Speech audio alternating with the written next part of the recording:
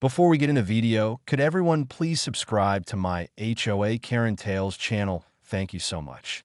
Ever wondered what happens when a group of power-hungry HOA members try to claim land that isn't theirs? Well, I turned their office into a goat farm. But before we get to that, let me tell you how this all started. I've always been a simple guy. I moved out to the countryside a few years ago to escape the chaos of city life. I found myself a nice piece of land, about 10 acres, just outside a small suburban neighborhood. I built a house, fenced off an area for my goats, planted some crops, and settled into the peaceful rhythm of farm life. It was perfect. No loud neighbors, no traffic, just fresh air, green fields, and the occasional bleating of my goats.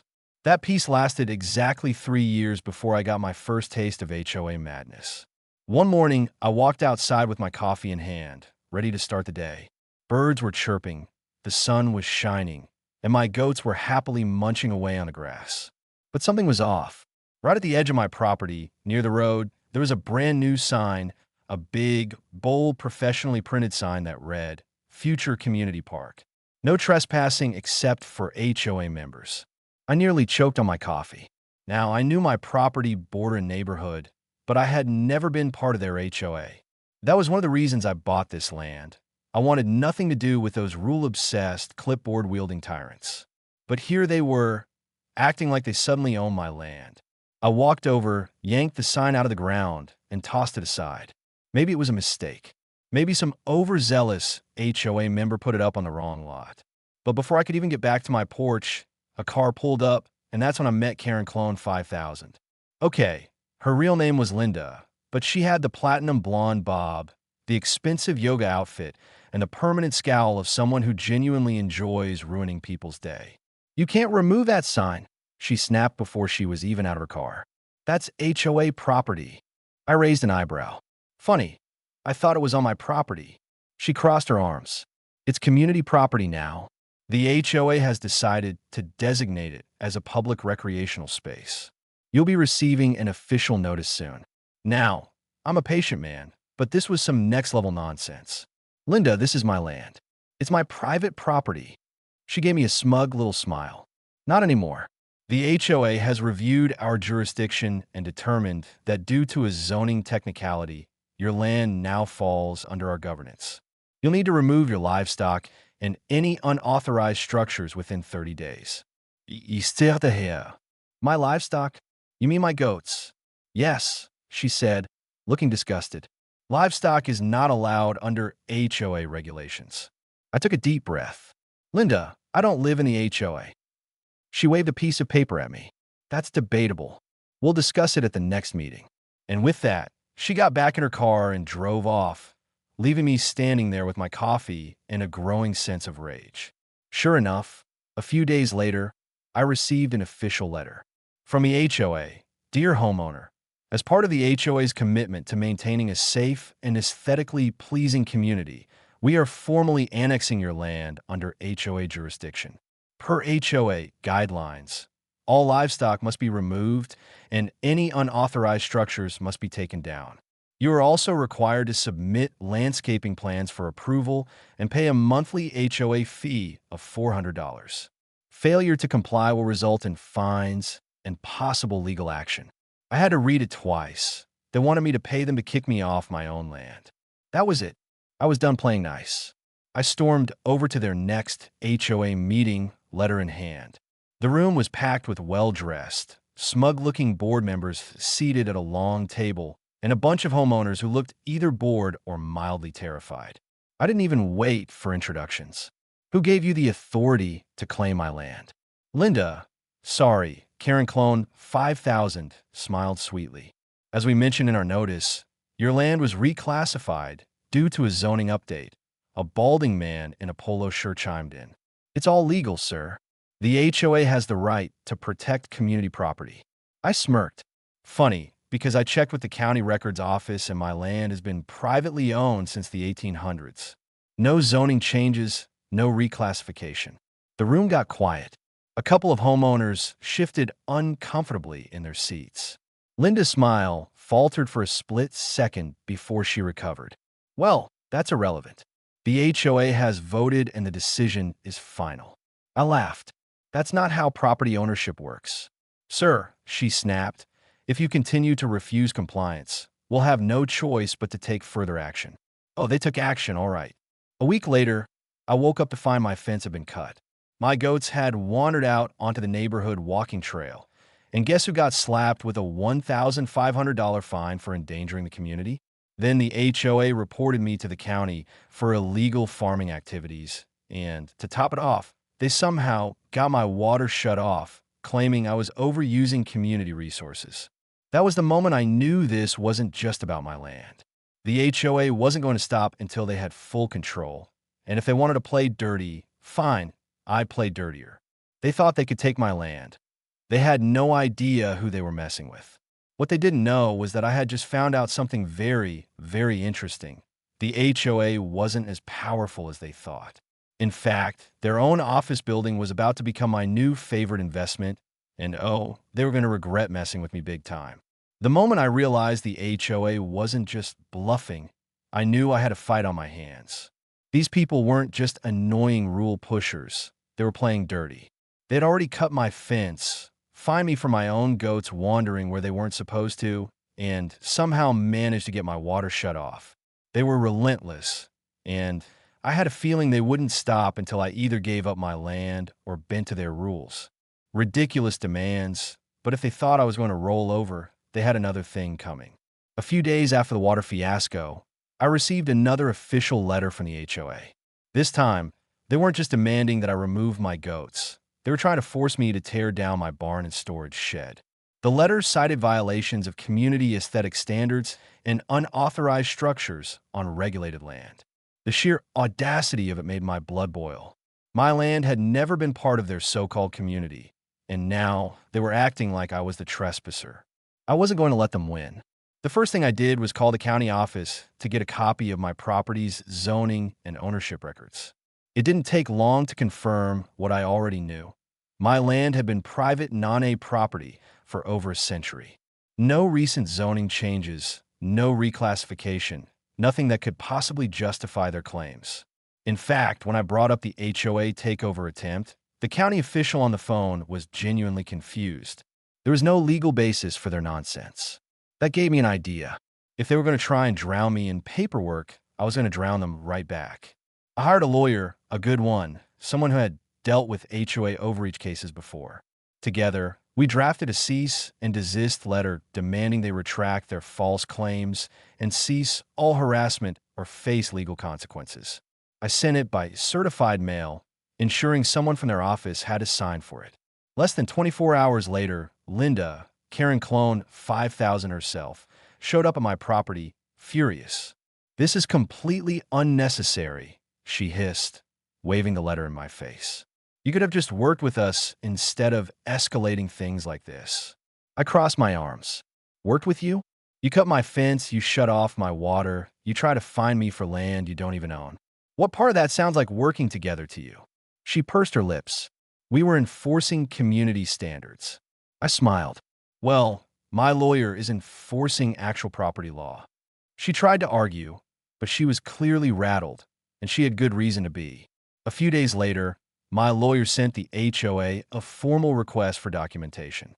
If they truly had the authority they claimed, they would need to provide the legal paperwork proving it. And if they couldn't, their little game was over. They didn't respond. Instead, they doubled down. The next thing I knew, they had filed multiple complaints against me with the county. I was suddenly dealing with inspections for illegal land use, unauthorized livestock, and even environmental violations because of my compost pile. It was blatant harassment, but it also gave me another idea. If they were going to throw every possible roadblock at me, I was going to find a way to hit back even harder. And that's when I stumbled upon something interesting. While I was digging through county records, I decided to check the HOA's financials. A lot of their reports were public record, and it didn't take long to notice something odd. Their office building, their precious headquarters, was in deep financial trouble. They hadn't paid their property taxes in over a year, and the county was getting ready to put it up for auction. The realization hit me like a lightning bolt. I didn't just need to win this fight. I needed to end the HOA for good. So while they were busy sending me complaints and trying to bully me off my land. I started making moves of my own. I quietly contacted the county and lined up everything I needed to buy their building the moment it went up for sale. They had no idea what was coming, but soon enough, they were going to learn the hard way they messed with the wrong farmer. The more I thought about it, the more I realized that fighting the HOA through legal means alone wasn't enough. They weren't just making my life miserable, they were actively trying to take what was mine. If I only played defense, they would keep coming, finding new ways to harass me, throwing every bureaucratic trick in the book at me until I either gave in or ran out of patience. But I had something they didn't. I had leverage. Finding out that their office building was in financial trouble was the best thing that could have happened. Their entire power structure depended on that building. It was their headquarters, their meeting place, their little kingdom where they held their board meetings and plotted new ways to terrorize homeowners. Without it, they'd have no central hub, no official space to conduct business. They would be nothing. I wasn't just going to stop them. I was going to own them. The first step was making sure I had everything lined up for the auction. I spoke with the county office to confirm that the property was indeed on the list for upcoming tax sales. Sure enough, the HOA had neglected their property taxes for over a year. The county had given them multiple warnings, but they either ignored them or assumed they could find the money before it was too late. Bad assumption. I started putting together my bid quietly. The last thing I needed was for them to find out what I was up to and try to stop the sale at the last minute. Luckily, most people in the HOA didn't even realize their office was in financial trouble. The board must have been keeping it under wraps, probably assuming they could slap another emergency fee on the homeowners to cover the cost. But raising HOA fees unexpectedly tends to make people ask questions, and with the growing frustration from residents already, they probably didn't want to risk a full-on revolt. While I was getting my bid ready, I kept playing along like I was still struggling with their nonsense. I kept responding to their ridiculous notices with official-sounding letters, wasting as much of their time as possible. Every time they tried to hit me with a new rule, I made them go through the maximum amount of paperwork and procedures before shutting them down. I started expanding my farm operation. If they're going to try and take away my rights to own livestock, I was going to make sure I had more of them than ever before. I brought in a few more goats, added a couple of beehives, and even started setting up a small farm stand near the road. I was making my presence known, and it was driving them crazy. Linda, of course, was losing her mind over it. She showed up on my property at least 3 more times, each visit more aggressive than the last.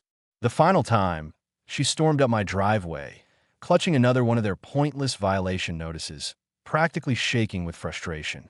"You are in direct violation of HOA policies," she snapped. I leaned against my fence, arms crossed, and smiled. "I'm not in the HOA." Her nostrils flared. "You're illegally operating a commercial farm within a residential zone." "Really?" I asked, raising an eyebrow. "Because the county seems to think I'm perfectly within my rights." She glared at me, clearly caught off guard. "We will pursue legal action if you don't comply." I shrugged. "Good luck with that." She stormed off, muttering under her breath, and I knew then that the HOA was starting to panic. They were running out of ways to control me, and it was only a matter of time before I delivered the final blow. A few weeks later, the auction date finally arrived. I showed up at the county courthouse bright and early, feeling a level of excitement I hadn't experienced in a long time. There were a handful of other people there, mostly investors looking to pick up distressed properties for cheap.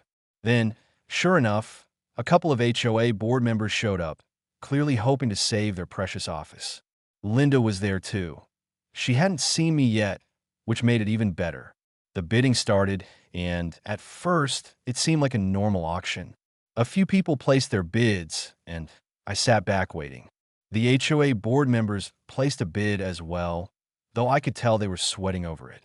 They clearly didn't have much money to spare. Then, when the moment was right, I tripled their bid. The room went silent. Linda turned around, eyes widening when she saw me sitting there, completely relaxed, arms crossed, enjoying the moment. I watched as the HOA board members whispered to each other in a panic. They placed another bid, but it was weak, barely their previous one.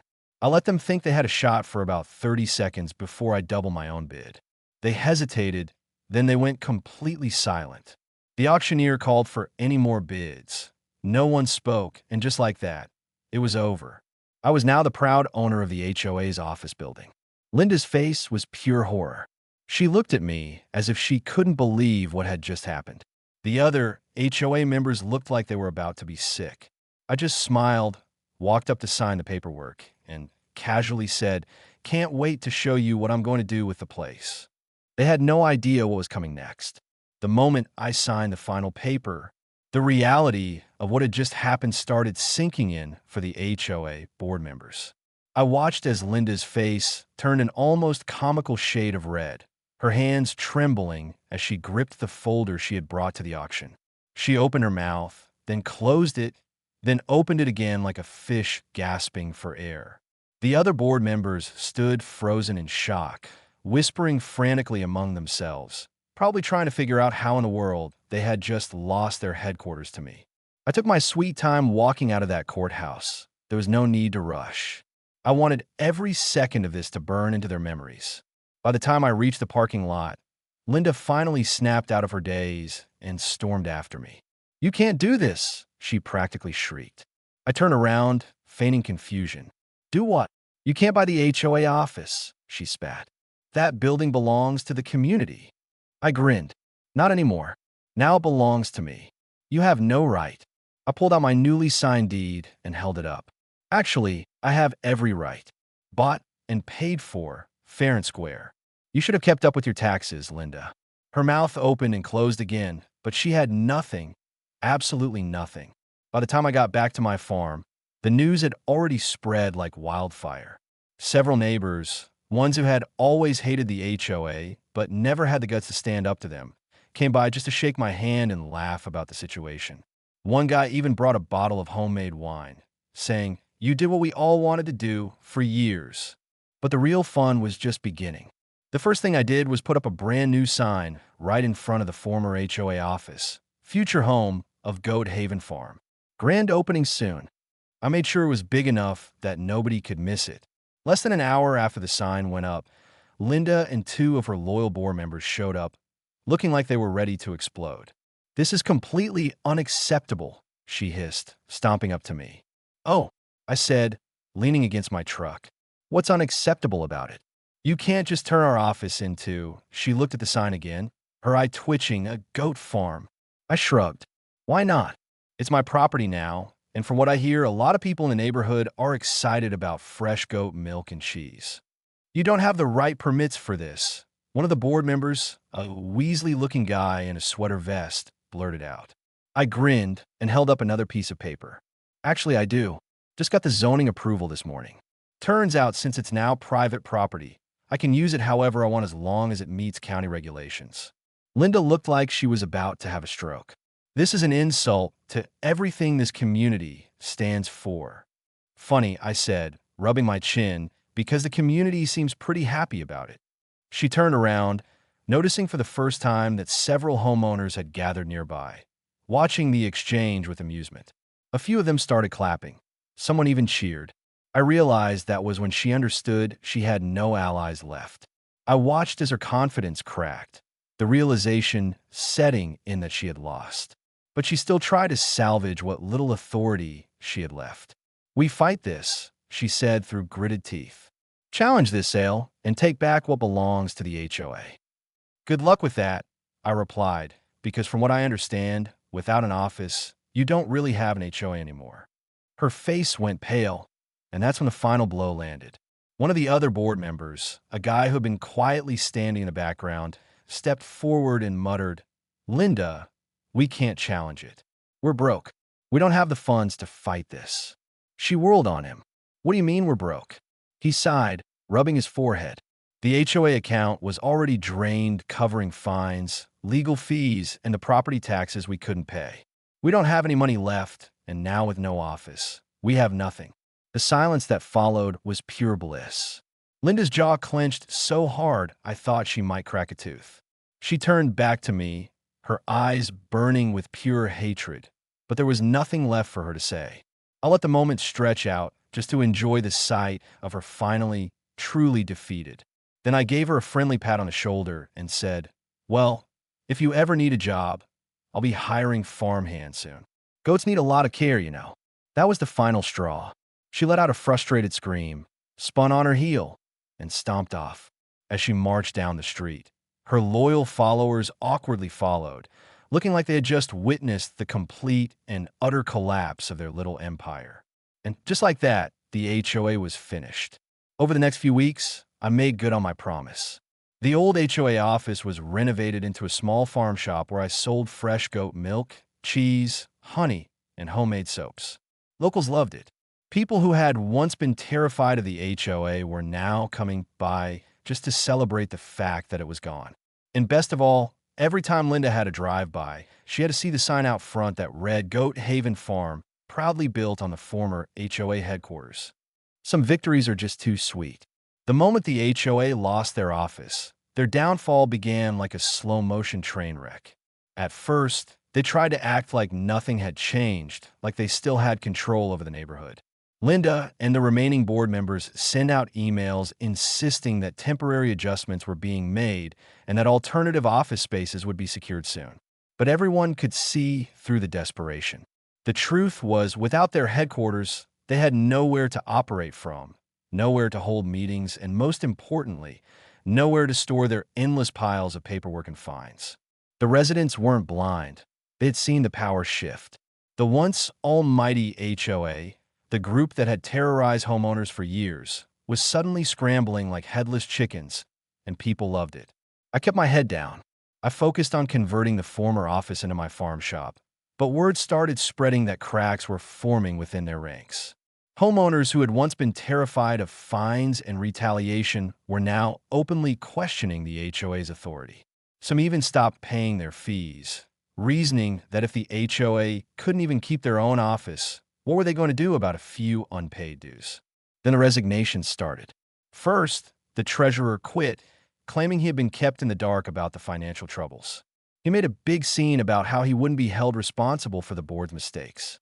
A week later, another board member stepped down, citing stress and personal reasons, which was code for, "I'm getting out before this whole thing collapses." Linda, of course, refused to step down. She clung to her authority like a drowning woman grabbing onto a sinking ship. She started sending out more aggressive emails, demanding emergency meetings and trying to rally homeowners to protect the integrity of the community, but no one was buying it. The fear was gone. Meanwhile, my farm shop was thriving. The irony was almost too perfect. People who used to be forced to visit the HOA office to deal with fines and complaints were now showing up in the same building to buy fresh goat cheese and honey. Some even brought lawn chairs and sat outside just to watch as Linda drove by, fuming. Then came the final blow. A group of homeowners, tired of the HOA's nonsense and desperate to reclaim control over their own neighborhood, held a meeting to dissolve the HOA entirely. They had the numbers, they had the support, and without the ability to enforce anything, the HOA was already on its last legs. I wasn't invited to the meeting, but I heard about it afterward. Apparently, Linda tried one last time to keep her grip on power, ranting about how the neighborhood needed structure and how without rules, things would fall apart. But nobody cared. The vote was cast and the decision was made. The HOA was officially disbanded. The aftermath was glorious. The neighborhood practically celebrated. People tore down their old violation notices and laughed about all the ridiculous fines they had paid over the years. Some even threw a block party, and I got multiple invitations to bring my goats for a guest appearance. Linda, on the other hand, vanished. Rumor had it that she moved to a different neighborhood, probably looking for another HOA to terrorize. The few remaining board members either faded into obscurity or publicly distanced themselves from the disaster. As for me, I just kept living my life, running my farm, and enjoying the peace that came with knowing the battle was over. My land was safe, the HOA was gone, and the best part? Every time I walked into my farm shop, I got to see the look of satisfaction on my customers' faces. The same people who had once suffered under HOA tyranny, now free to live their lives without fear of fines or ridiculous rules. Justice had been served, and it had never tasted sweeter. With the HOA officially dissolved and Linda gone, life on my farm settled into a peaceful, almost surreal normalcy. The war was over, and I had one. My goats roamed freely, my farm shop was thriving, and best of all, the neighborhood was no longer under the grip of an overreaching, power-hungry board.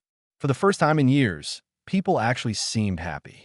The irony wasn't lost on me. What used to be the HOA's command center, the place where they find people for grass being too long or mailboxes not being the right shade of beige, was now the heart of something truly useful. My farm shop had become a gathering place, a local favorite. People stopped by not just to buy goat cheese and fresh eggs, but to chat, share stories, and relish in their newfound freedom. One afternoon, as I was setting up a new display of honey jars, a familiar face walked in. It was one of the old HOA board members, not Linda, but one of her minions, a guy named Richard. He had always been quieter than the rest, never quite as aggressive, but still a loyal foot soldier in the HOA's reign of terror. I raised an eyebrow as he hesitated at the entrance, looking uncomfortable. "Didn't expect to see you here," I said, wiping my hands on my apron. He cleared his throat. "Yeah, well, things have changed." I smirked. "Sure have." There was an awkward pause. Then, to my utter shock, he muttered, "I need a job." I nearly burst out laughing. After everything, the fines, the threats, the harassment, one of them was now standing in my store asking for a job. The poetic justice was so thick I could have spread it on toast. I leaned against the counter. "You know, I never thought I'd see the day." Richard sighed, clearly regretting being there. "Look, I just need something stable. I was never really into all that HOA stuff.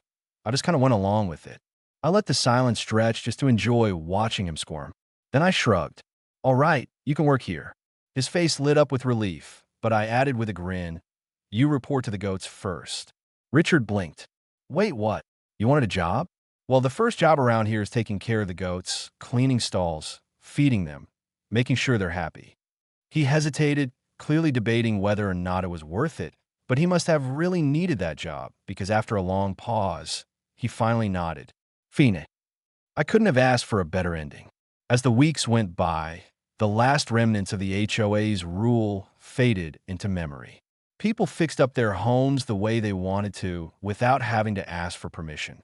Kids played on lawns that were once considered violations. And most importantly, no one lived in fear of getting some ridiculous fine for a minor offense. One day, while sitting outside my farm shop, sipping a cold glass of fresh goat milk, I spotted Linda. She was standing at a nearby farmer's market stall selling handmade candles. She looked different, less polished, more frazzled. She caught sight of. For a brief moment, we locked eyes. I could tell she was still bitter, still angry that she had lost. She glared at me like it was all my fault. I simply raised my glass in a mock toast and smiled. "No hard feelings, Linda." Her nostrils flared, and without a word, she turned away. I leaned back in my chair, watching her walk off, and took another sip of my drink. Victory never tasted so sweet.